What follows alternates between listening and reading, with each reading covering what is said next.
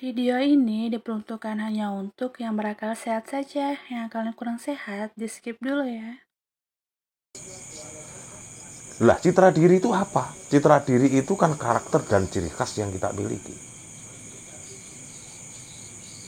Nah, ketika kita itu tidak memahami atau melakukan sesuatu yang berbau ibadah, itu hanya ikut-ikutan atau hanya meniru-niru orang lain.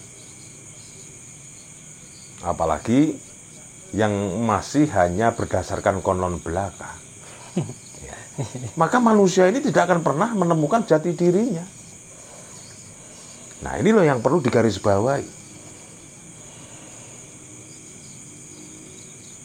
Jadi apapun yang terjadi, apapun yang akan diterapkan di dalam diri manusia itu sangat bergantung kepada diri pribadinya masing-masing.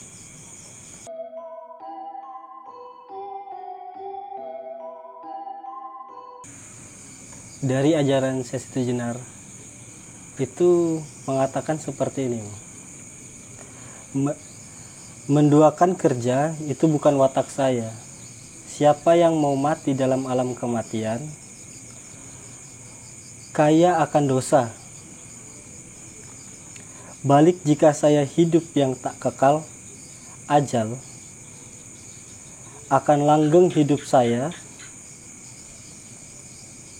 Tidak perlu ini itu. Akan tetapi saya disuruh memilih hidup atau mati. Saya tak sudi. Biarkan saya sendiri yang menentukan. Itu maksud dari ajaran Sesi Jenar itu seperti apa? Poin yang pertama yang perlu kita kupas terlebih dahulu tentang menduakan kerja bukan watak saya. Iya. Nah, yang dimaksud menduakan kerja itu seperti apa? Nah, yang jelas kehidupan duniawi ini itu yang pertama. Watak untuk mengambil sikap ketika masih hidup di dunia ini. Nah, kemudian hidup yang sebenarnya atau hidup yang sejati. Nah, setelah tidak hidup di dunia ini. Nah, jadi maksud Kanjeng Sesi Jenar, beliau mengatakan bahwa menduakan kerja bukan watak saya. Ini adalah keinginan yang ganda. Nah, sementara memikirkan hidup di dunia ini, ya, ketika hidup ini loh maksudnya. Nah, kemudian mengarah ke soal hidup yang sejati, hidup yang abadi. Nah, ini menurut Kanjeng Sesi Jenar. Iya. Makanya kematian itu adalah gerbang kehidupan yang langgeng atau gerbang kehidupan yang sejati. Nah, ini menurut ajaran Kanjeng Sesi Jenar. Jadi sekali lagi yang dimaksud menduakan kerja itu bukan watak saya. Nah, saya Siti Jenar maksudnya. Nah, itu ada dua arah. Yang pertama adalah hidup di dunia ini dan hidup sejati. Yang akan ada atau yang akan dimulai ya, ketika manusianya meninggal dunia. Makanya meninggalnya manusia ini, nah itu merupakan gerbang kehidupan yang sebenar-benarnya kehidupan atau kehidupan sejati itu tadi. Nah, jadi Kanjeng Sesi Jenar nggak mau memikirkan yang hidup di dunia ini nih, beliau nggak mau. Karena memikirkan hidup di dunia ini sama dengan membelenggukan dirinya sendiri dengan perkara-perkara duniawi. Makanya beliau mengatakan juga, siapa yang mau dalam alam kematian ini yang kaya akan dosa. Jadi artinya seperti apa? Karena Kanjeng Sesi Jenar berpedoman atau berpahaman bahwa hidup di alam nyata ini adalah alam kematian, dan sebagai buktinya manusia mati juga di alam nyata ini. Nah, maka beliau mengatakan bahwa alam nyata ini adalah alam kematian. Nah, makanya juga harus diingat di setiap ajaran atau wejangan-wejangan Kanjeng Sesi Jenar itu seringkali menyebut alam nyata ini, nah ini adalah alam kematian. Yang kaya akan dosa. Apa iya? Iya memang iya. Kita berpikiran yang tidak baik sedikit saja juga sudah mengandungi dosa. Nah, kita melakukan sesuatu yang melanggar hukum atau melanggar norma-norma yang ada di tata aturan masyarakat kita ini juga kita akan berdosa. Bahkan tidak mau beribadah pun sudah diancam dengan dosa. Makanya hidup di alam kematian ini hidup yang kaya akan dosa. Nah, itulah yang dimaksud oleh Kanjeng Syekh Siti Jenar. Nah, kemudian lagi beliau mengatakan bahwa balik, maksudnya kembali kepada saya. Balik jika saya hidup yang tak kekal ajal, saya akan langgeng. Nah, jadi maksudnya seperti apa? Nah, jadi saya ulangi lagi. Balik jika saya hidup yang tak kenal ajal, maka hidup saya akan langgeng. Nah, ini kan sudah masuk ke dalam ranahnya kehidupan yang sejati atau kehidupan yang sebenar-benarnya. Makanya kehidupan yang sebenarnya adalah tidak mengenal ajal. Jadi yang dimaksud oleh Kanjeng Syekh Siti Jenar bahwa hidupnya itu akan menjadi kekal atau akan menjadi langgeng atau menjadi abadi. Yang mengenal kematian kan hidup di dunia ini kan. Iya. Nah, ini harus pelan-pelan untuk memahaminya. Jadi yang dimaksud hidup yang tak mengenal akal, mengenal ajal, itu adalah hidup yang sejati. Nah, ini sesuai dengan dalil Samarkandi juga. Apa bunyinya? Gayun daim layamutu abadan. Jadi yang namanya hidup atau hidup yang sebenar-benarnya adalah tidak mengenal kematian. Nah, karena hidup yang sebenarnya ini adalah hidup yang langgeng, hidup yang kekal, hidup dan yang sebenar-benarnya hidup, maka sudah tidak perlu memerlukan ini dan itu.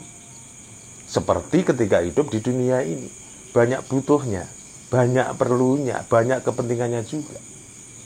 Bahkan makan dan minum pun sudah tidak butuh. Nah, ini yang berusaha disampaikan oleh Kanjeng Syekh Siti Jenar melalui salah satu ajaran beliau. Memang kalau kita runut dari kehidupan kita sendiri saja, memang banyak sekali keperluan-keperluan yang ada kaitannya dengan hidup kita. Ya minum kita, ya makan kita, ya macam-macam lah kebutuhan jasad yang kita miliki. Yang namanya manusia yang masih hidup, nah, maka banyak sekali yang dibutuhkan. Nah, itu ketika manusianya hidup di dunia ini atau alam kematian menurut versinya Kanjeng Syekh Siti Jenar. Tapi ketika sudah mencapai titik kesejatian hidup melalui gerbang kematian, maka hidup manusia itu akan menemukan kehidupan yang sesungguhnya atau kehidupan yang langgeng atau abadi itu tadi. Nah, jadi tidak memerlukan apa-apa sudah. Wong yang sebenarnya yang memerlukan bermacam-macam keperluan itu kan jasad yang dimiliki manusianya. Makanya jika manusia sudah mencapai titik kehidupan yang sejati, artinya sudah meninggalkan dunia ini, maka sudah tidak perlu ini dan itu. Nah, kemudian lagi Kanjeng Syekh Siti Jenar menegaskan bahwa saya jika disuruh memilih antara hidup dan mati, saya tidak akan pernah mau. Nah, ini kan kata Kanjeng Syekh Siti Jenar. Nggak sudi katanya. Iya, nggak sudi itu tadi bahasanya. Karena apa? Karena sesungguhnya hidup dan mati itu bergantung kepada diri kita yang sejati.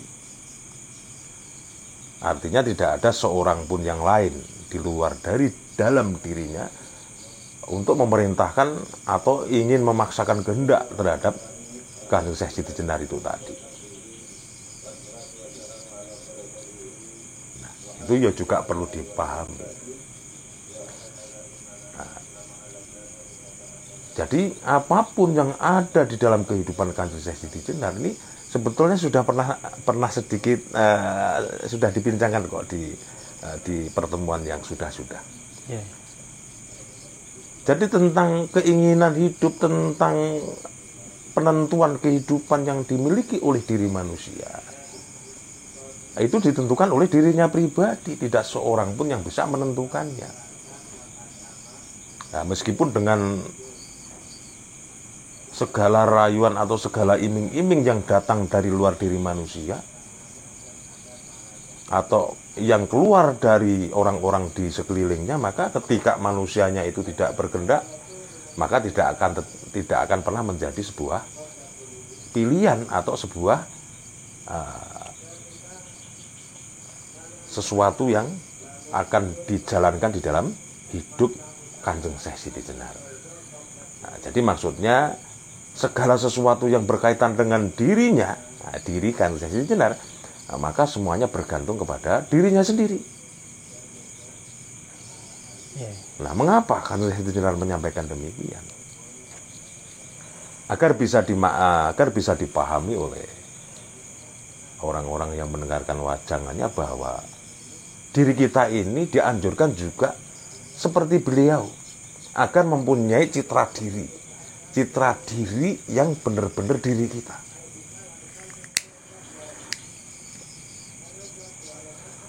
Lah, citra diri itu apa? Citra diri itu kan karakter dan ciri khas yang kita miliki. Nah, ketika kita itu tidak memahami atau melakukan sesuatu yang berbau ibadah, itu hanya ikut-ikutan atau hanya meniru-niru orang lain.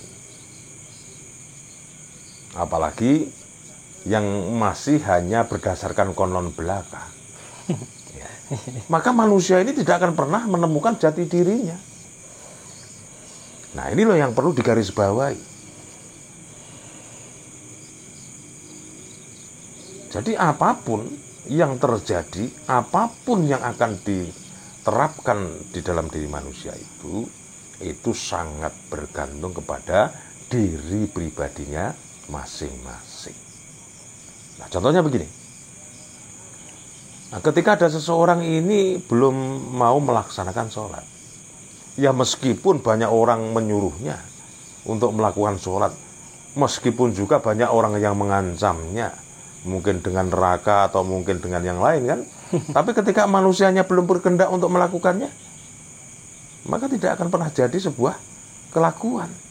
Ya, disitulah pada akhirnya penentu apapun yang ada kaitannya dengan kehidupan manusianya itu adalah bergantung kepada dirinya masing-masing. Nah ini kan saya sejarah mengatakan bahwa hidup dan mati itu kan yang menentukan diri sendiri berarti. Iya. Ini di konteks yang lain dalam pemahaman hakikat ini iya. Bagi orang yang sudah tahu tentang hakikat daripada hidup dan mati itu. Tapi bagi yang belum tahu, ya semua diserahkan kepada Allah Azza wa Jalla. Makanya iya dan tidak, iya bagi orang yang sudah mampu mengetahui tentang kesejatian hidup dan sudah menguasai tentang rahasia kehidupan. Nah, kalau belum tahu bagaimana? Wong kenyataannya ini begini. Kebanyakan manusia itu kan inginnya kan semua kan berumur panjang. Lah, kalau kematian seseorang itu menurut kehendaknya pribadi yang seperti dikatakan oleh Kanjeng Syekh Siti Jenar, nah ini tidak sama dengan kejadian yang ada di dalam masyarakat kita. Ya, kenyataannya banyak yang ingin hidup berumur panjang kan, tapi kenyataannya masih muda pada mati. Iya kan? Nah, Kalau ajaran Siti Jenar bahwa hidup dan matiku, nah, yang ku ini atau saya ini adalah ucapan Kanjeng Siti Jenar. Hidup dan matiku ini hanya aku yang menentukan. Kenapa beliau bilang begitu? Karena beliau sudah tahu tentang kesejatian hidup, sudah tahu rahasia tentang hidup dan kehidupannya. Nah, bagi yang belum tahu ya harus belajar. Nah, ini. Iya. Ini mau di sini kan saya sebenarnya bilang, Kanjeng Siti Jenar bilang tentang biarkan aku sendiri yang menentukan. Nah, berarti sebenarnya kalau orang kecelakaan itu dia sendiri yang menentukan. Gara-gara faktor misalnya kecelakaan terus meninggal di tempatmu, saat tidak sadar dia sedang menentukan kematiannya sendiri.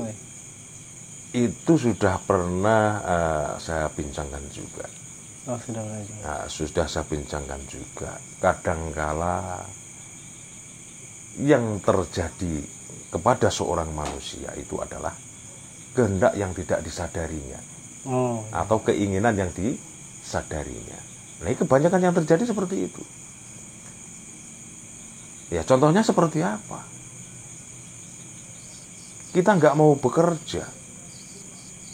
Ini contoh yang mudah. Tanpa disadari kan ingin miskin, toh? Iya kan? Nah, kita tidak mau belajar. Tanpa disadarinya, ini kan kita itu memang nggak mau pinter. Nah, seperti yang kamu sampaikan tadi, mengendarai sepeda motor atau mobil ngebut tanpa disadarinya adalah ingin mati. Dan ternyata keinginan-keinginan yang ada di dalam diri manusia itu banyak sekali keinginan-keinginan yang tidak disadarinya, dan itulah yang akan terjadi. Ya, ini kan agak aneh. Makanya manusia ini dituntut untuk selalu berpikir, teliti dan waspada. Berpikir, teliti dan waspada untuk siapa? Ya untuk diri kita sendiri. Nggak perlu keluar dulu dari dalam diri kita ini loh. Jadi harus teliti, juga harus hati-hati. Karena apa? Karena akan banyak sekali perkara-perkara yang muncul atau yang akan terjadi ini sebenarnya adalah keinginan dirinya sendiri yang tidak dirasakan atau tidak disadari.